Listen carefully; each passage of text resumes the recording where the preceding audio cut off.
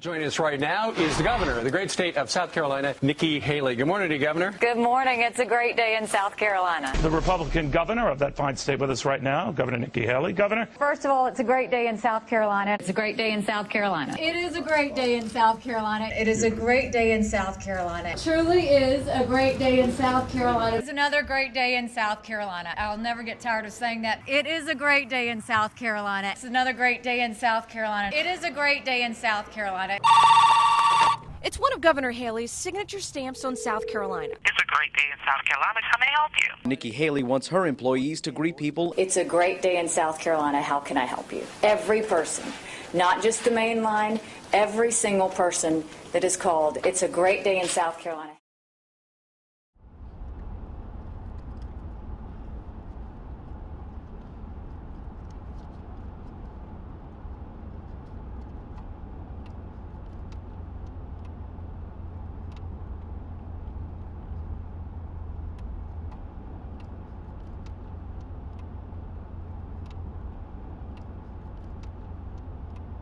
I wake up at 6 o'clock, and sometimes I wake up at 5. I have to brush my teeth, get dressed, brush my hair, then the cab picks me up. Then he takes me to my school. When I get to school, I have to wait a lot because I have to wait for the principal to open the doors.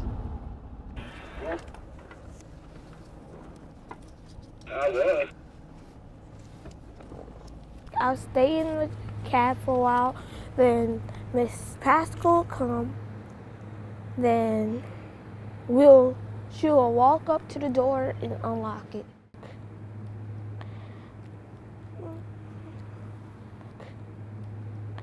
I don't know where Miss Pascal is at. She'll get here about 7 o'clock or somewhere at 7.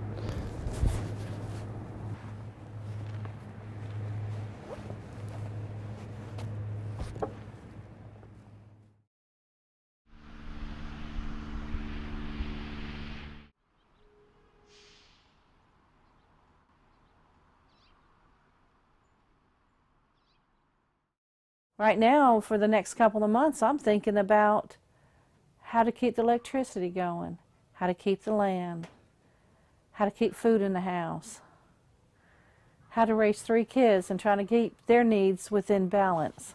So these are the only 2 papers I need. They need to be taken by Dr. Sullivan to drop off. And then once I get that back, I'll go ahead and get your job to fax all that paperwork. A couple of months ago, my husband had a heart attack, another one, and then he also has diabetes. So he's been put out of work ever since December, and it's really super hard without the finances because he was the breadwinner, basically bringing in the money. It's just hard and difficult figuring out which way the money should go when you only have a small amount. This is not the day.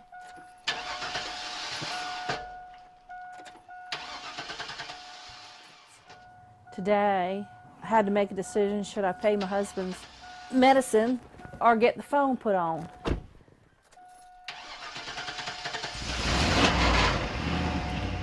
I know my husband has a few more days left of his medicine, but without that phone, I can't make the doctor's appointments or the doctors can't call me. Hang on, I gotta get my jacket.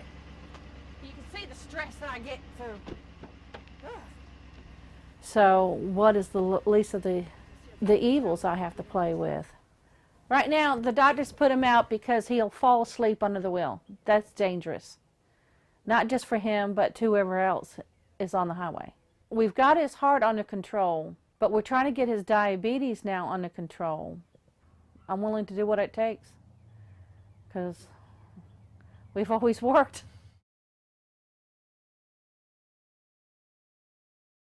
Okay, right now I'm going to my husband's pulmonary doctor to get the insurance papers to him. Without that signature, we can't get our short-term and long-term disability, which we pay for. It isn't like anybody gives it to us. We pay for this.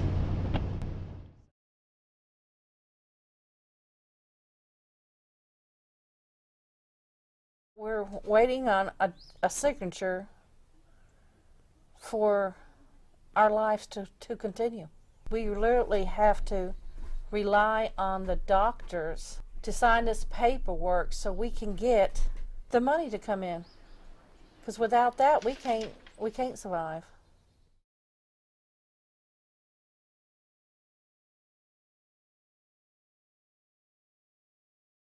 As I'm doing this, I'm doing a little prayer that the doctors will help me.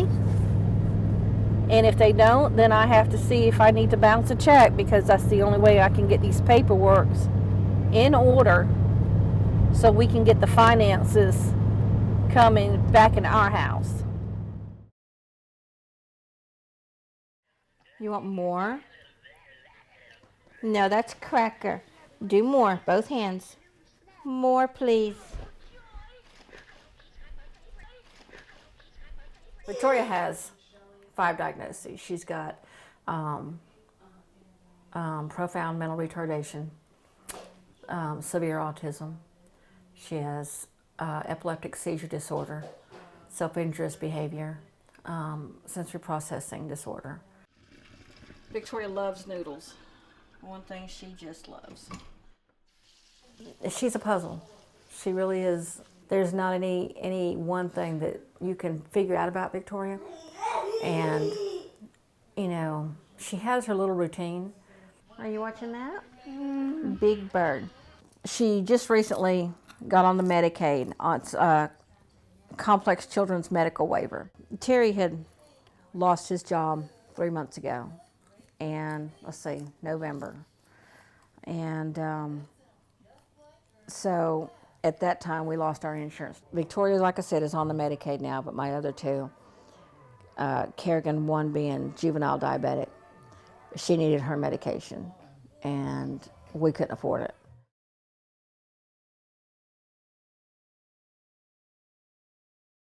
Stick your finger right there and the blood goes in. You saw that back and you prick yourself. Kerrigan getting her medication, that's life and death. If she doesn't get her medication, she's going to end up in seizure or coma or death.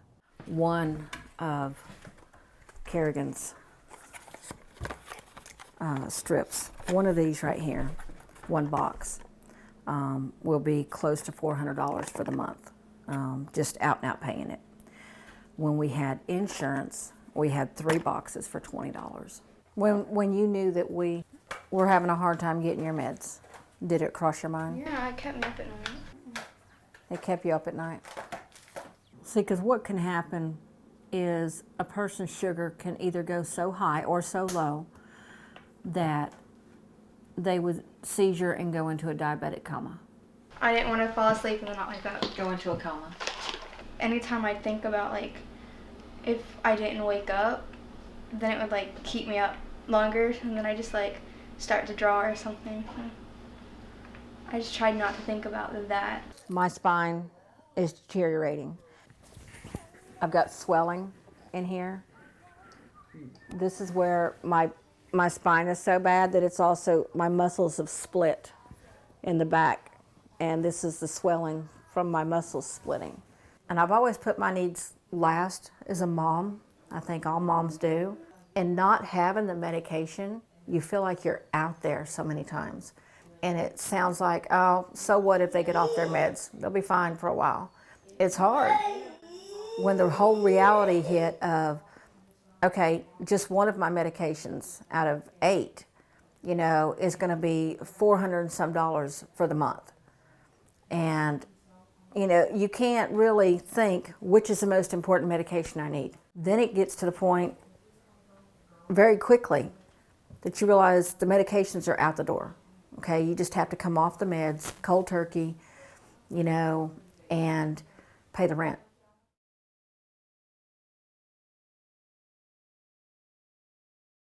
I mean, we were just squeaking by to just, sometimes we'd pawn stuff, sometimes we'd sell things on Craigslist, eBay, you know, whatever we had to do to try to get the medication.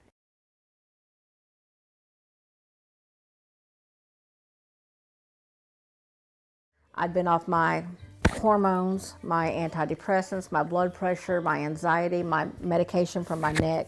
After 3 months of still waiting, we had not heard anything. And they didn't even know where our application was. You ready? Come on. You coming? Let's go to school.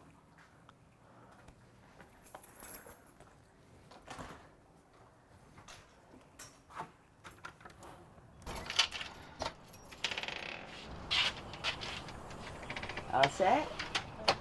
Okay. Showing the way to the bus stop.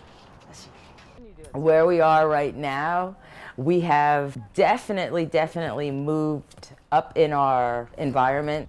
Miles, he's now 4. He goes to a Montessori day school. He's a very happy, well-adjusted little boy.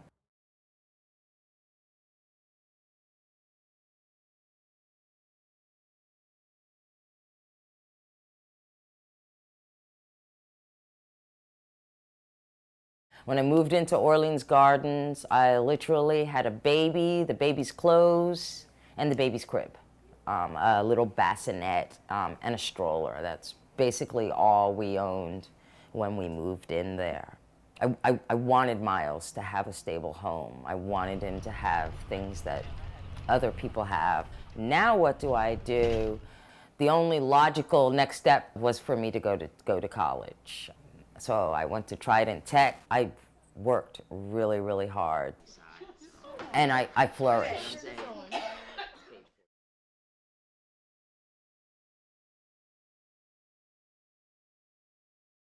Today, I'm about $20,000 in debt. I've never had $20,000. I've never had $20,000 in a bank account, and I know that I've spent $20,000. But it's kind of like using a debit card in this day and age. The true appreciation of that $20,000 hasn't really sunk into me yet. But it will in 6 months, because that's when they expect me to start paying them back.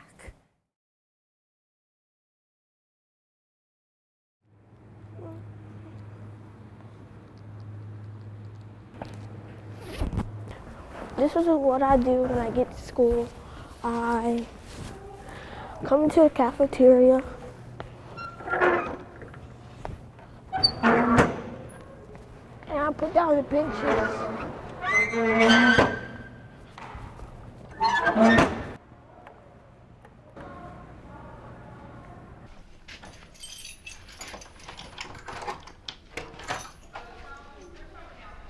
Today's Friday.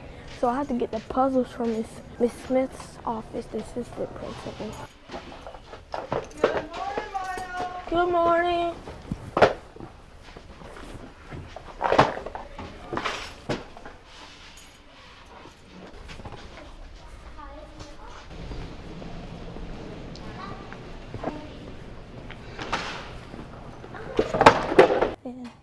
And now I have to go get the flags. Good morning. I didn't think it would be that difficult to find a job.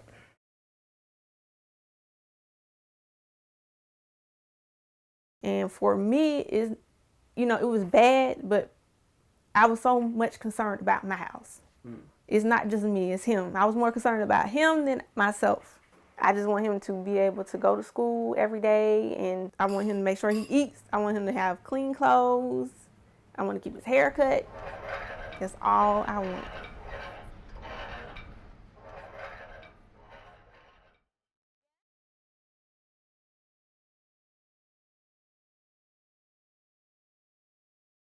I was working at Air Wireless, which is a cell phone company. They closed their booth in the mall.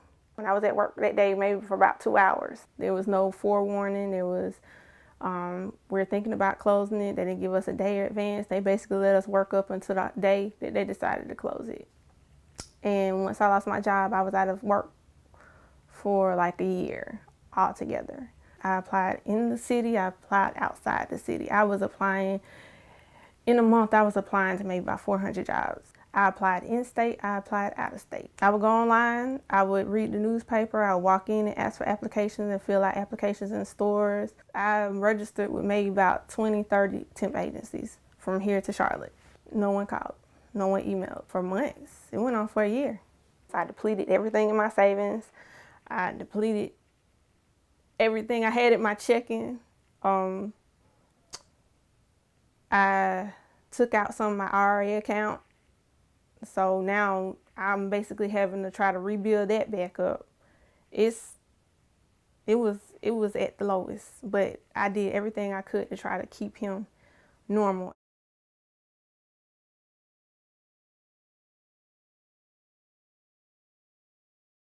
I'm a unit clerk at USC, and although I only work like 20 hours a week, it just took me so long to get that job. And it's a good job, it's not a bad job to have. It's just that, you know, when school closed, we're out of work. So for the whole summer, I'm gonna be out of work. I get paid, what, $10 an hour. I can cope with $10 an hour, but my thing is let me get 40 hours a week. I can't even get 40 hours a week. I don't want to be that woman. I don't want to be her, because my goal is to have my own home. It doesn't have to be a big lavish house. I saw that little house right there, that little yellow house right there. It's got like a sprinkler system and everything. And I wanted that house. I was like, you know what? If I could get anything, that's what I would get.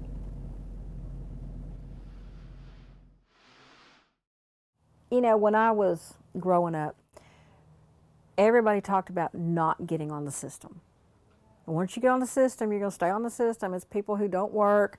It's people who don't want to work and getting all the food stamps and medical expenses paid and stuff. And although I know that there are people like that, that's not the majority of it. I think the majority of what I've met are people who are really, honestly, hitting hard times and struggling. I can't even begin to count the amount of families that my kids have been in school with that had their own home, and when things changed, they couldn't even afford to continue that house payment the way it was. So it's not just the real needy or homeless people or, you know, hardcore low poverty. It's unexpected poverty.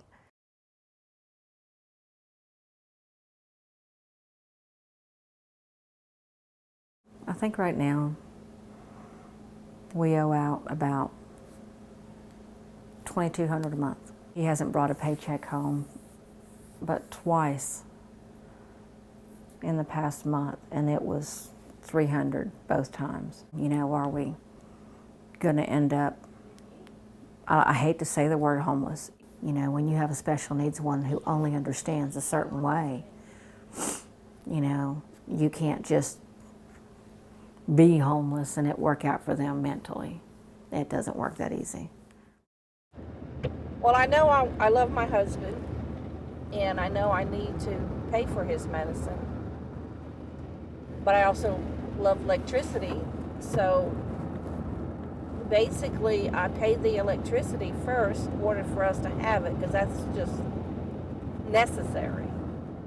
And then after that, I have to figure a way coming up with the money for his medicine, because that's the next priority. We didn't have enough money saved up for the future for emergency cases, because we raised our 3 grandkids. And of course, I'm not putting the blame on nobody. It was a decision that we made.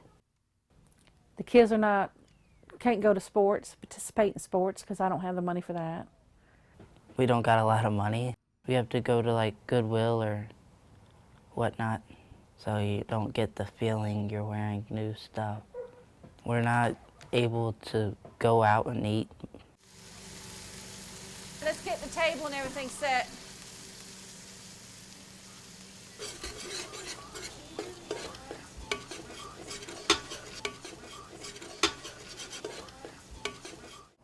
Y'all ready? I can't see it. Go ahead. Hey, what is it? We're about to see. It's just all the fun stuff that you would think that you would enjoy doing, but now you can't. Normal for us used to be just getting up in the mornings and go to work. Now it's just trying to figure out what's going to happen next. My main source of income is my loan and grants from school. Then I have the church, and then I also work at Miles' school. I'm a substitute there. We go month by month, Miles and I do. Some months are really good, some months are really, really bad. It's really hard for me to just go and get a full-time job because of going to school, but because of my son. When do I work? Who's gonna pay that 10, 12 bucks an hour for somebody to watch my child sleep? Hey, you almost ready to ring the bell? Yeah. No? You. Me? Yeah.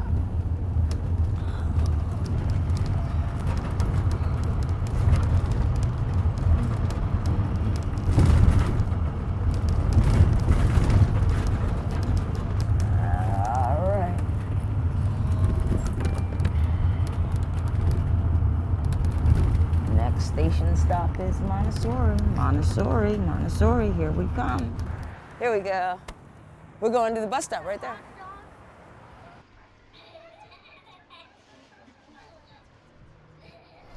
Hey, hey, hey. Don't go past the boundary lines. I won't. Okay. Thank you. It costs me about $1,000 a month to run this house. On average, I would say that I bring in maybe $350 a month from my 2 jobs.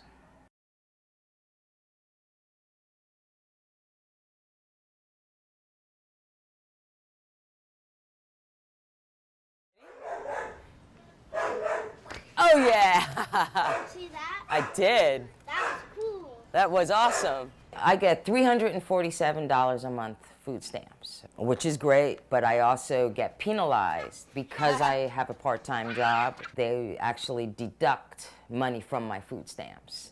So I never can actually get ahead. Woo! I can't afford to lose my food stamps right now. I can't afford it. So the thought of getting a full-time job just petrifies me because I will lose my food stamps.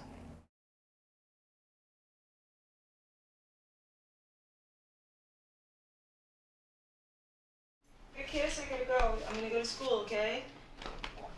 Wait, I don't want. You want a hug?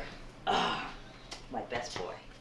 Have fun, okay? In order to get off of food stamps or off the welfare system completely, I need a full-time job, as in I got a salary with benefits, with health insurance. I would have to make an average of about $2,000 a month.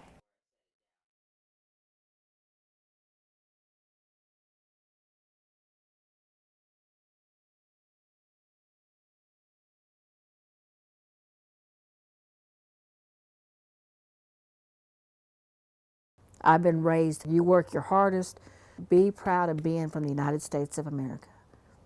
And we are. But I'm so thankful that when it happened to us, we ended up in a bind. Even though it was hard for a couple of months, that eventually that it paid off. They were there for us. But now I hope that it's not just us. There's a lot of people out there who didn't plan on the same thing happening, but it did, and it is, and it will. And we have to be there to help each other out.